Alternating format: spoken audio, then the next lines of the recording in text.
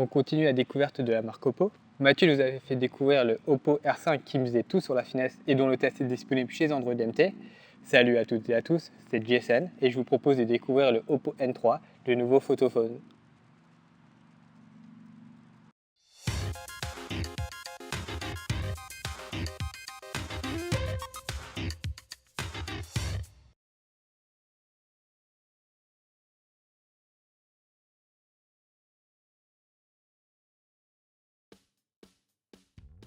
Malgré le fait qu'il fasse sa part belle au plastique, le design du Oppo N3 est plutôt recherché et est plus compact que son prédécesseur.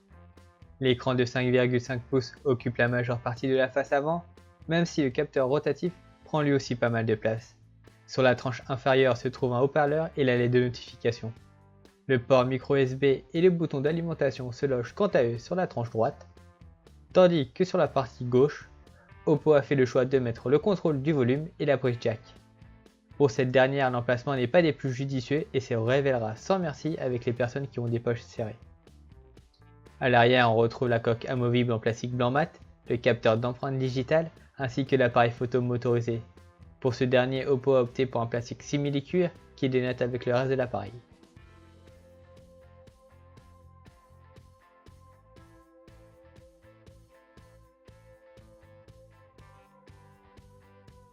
Oppo a fait le choix de doter son N3 d'un écran Full HD IPS, d'un processeur Snapdragon 800 accompagné de 2 Go de RAM et d'une mémoire interne de 32 Go qui peut être augmentée jusqu'à 128 Go grâce au port microSD. Le smartphone a la particularité d'avoir un unique capteur photo motorisé de 16 mégapixels. Enfin, le N3 est double SIM et possède une compatibilité au réseau 4G. L'ensemble fonctionne sous KitKat et est proposé à environ 600 € une fois la conversion faite.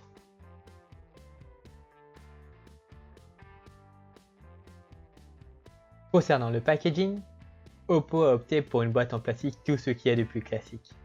À l'intérieur de cette dernière, on retrouve bien entendu le smartphone, qui est accompagné d'un kit main libre de bonne qualité, mais également d'un adaptateur secteur permettant de recharger le Oppo N3 rapidement.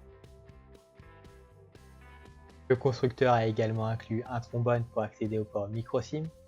Enfin, on retrouve un câble micro USB pour transférer ses fichiers sur un PC ou bien pour recharger l'appareil.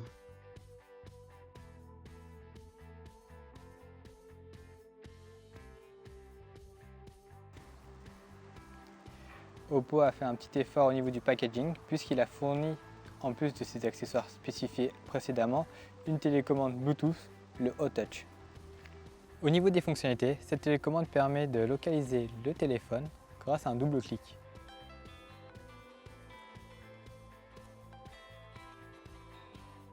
Par contre, comme c'est du Bluetooth, la portée est de seulement 10 mètres. Le OTouch permet également de contrôler le lecteur musical. Vous pourrez changer de titre en appuyant à gauche ou à droite du contrôleur, tandis qu'un clic vers le haut ou le bas permet d'augmenter le volume sonore. Pour ce qui est de mettre en pause votre musique, un simple appui sur le centre de la télécommande suffit.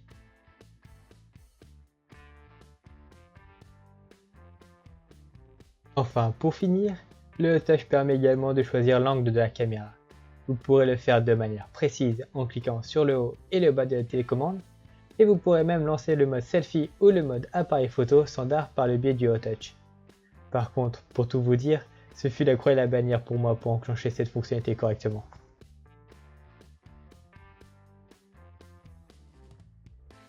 Heureusement, il est possible de se passer du OTouch pour régler l'angle de la caméra. Un bouton en haut à droite de l'application photo permet de basculer le capteur en position frontale ou non, tandis qu'un appui sur le côté permet d'enclencher une rotation lente. Enfin, pour les plus pressés, il est tout à fait possible de régler manuellement la position de l'appareil photo. Pour continuer dans le thème de la photo, il faut savoir que le capteur du Oppo N3 m'a déçu.